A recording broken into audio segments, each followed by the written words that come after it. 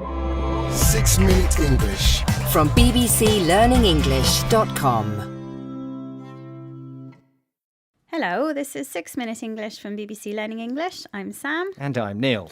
Come on, Neil, let's make a start. I've got a deadline to meet today, and I haven't finished my work yet. Let me guess. It's because you delayed and put your work off until the last minute, as usual. You're a real procrastinator, Sam. Someone who keeps delaying things that need to be done. What can I say?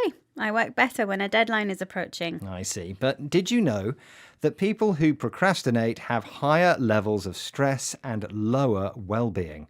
Procrastination is also linked with lower financial and career success, so there's a lot of reasons not to do it.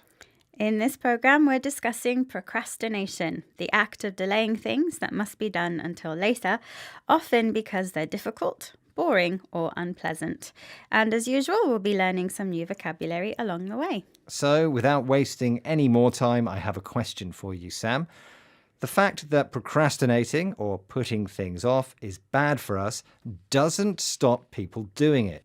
According to recent research by DePaul University in Chicago, what percentage of people procrastinate so much that it interferes with their day-to-day life?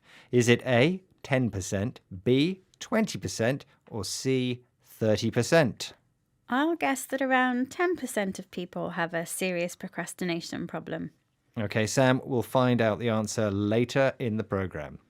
Sam is certainly not alone in putting things off until the last minute. Here's Ella Al-Shamahi, presenter of BBC Radio 4's Why Do We Do That?, talking to comedian Ishan Akbar about his procrastination habit. Would you say, Ishan, that you're a procrastinator? I am a serial procrastinator, without a shadow of a doubt. Why do you think you procrastinate? Over the years, I've told myself that I procrastinate because I work better under pressure. That's what I've told myself. Ishan thinks that he is a procrastinator without a shadow of a doubt, a phrase which is used to emphasize that you are completely certain of something. Ishan also says that, like Sam, he works better under pressure, when he feels stressed or anxious because of having too much to do. But maybe, also like Sam, Ishan has a problem organising his workload and managing his time. Hang on, Neil. My time management skills are okay, thank you. With me, it's more of an emotional response. I see a mountain of work, feel threatened, and think, how on earth will I finish all that?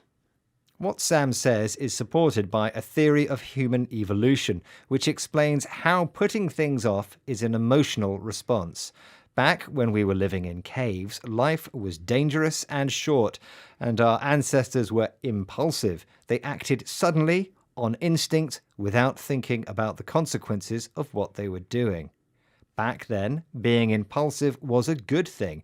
But in modern life, with work goals and deadlines, when we are impulsive and get distracted, we procrastinate. So, rather than being a problem with time management, Sam should blame her caveman ancestors who acted on impulse. Let's listen again to comedian Ishan Akbar talking about how he feels when he procrastinates. A lot of stuff you read about procrastination focuses on the time management element of it. Yeah. I've probably got a better sense that, for me, it seems very squarely around the emotional aspect of it.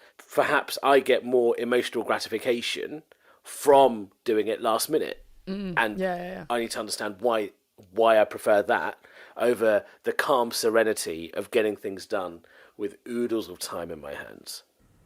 In the same way that our ancestors felt good living on impulse, Ishan thinks he gets gratification, a feeling of pleasure and satisfaction, from doing things at the last minute. What he doesn't understand is why he prefers to work under pressure instead of finishing calmly with oodles or lots of time. Unlike Ishan, I'd rather finish my work feeling relaxed, but there never seems to be enough time. Well, breaking down the task into smaller stages also breaks down the level of threat you feel from your workload. Also, forgiving yourself for procrastinating in the past seems helpful in avoiding procrastinating in the future. So forgive yourself and start making changes, Sam, before you end up like the time wasters in my question. What percentage of people procrastinate so much that it interferes with day-to-day life? Well, I guessed it was 10%. Which was the wrong answer, I'm afraid. In fact, around 20% of us have a procrastination habit. So strong, it makes life difficult. Okay, let's recap the vocabulary we've learned from this program on procrastination. Delaying or putting off doing things until later, often because they're difficult, unpleasant, or boring. The phrase without a shadow of a doubt is used to emphasize that you are completely certain of something. If you're under pressure, you feel stressed or anxious because of having too much to do. Impulsive behavior is sudden and spontaneous, done without thinking about the consequences. Gratification means a feeling of pleasure and satisfaction.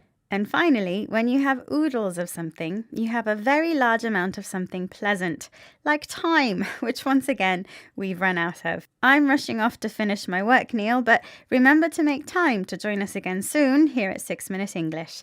Bye for now. Goodbye.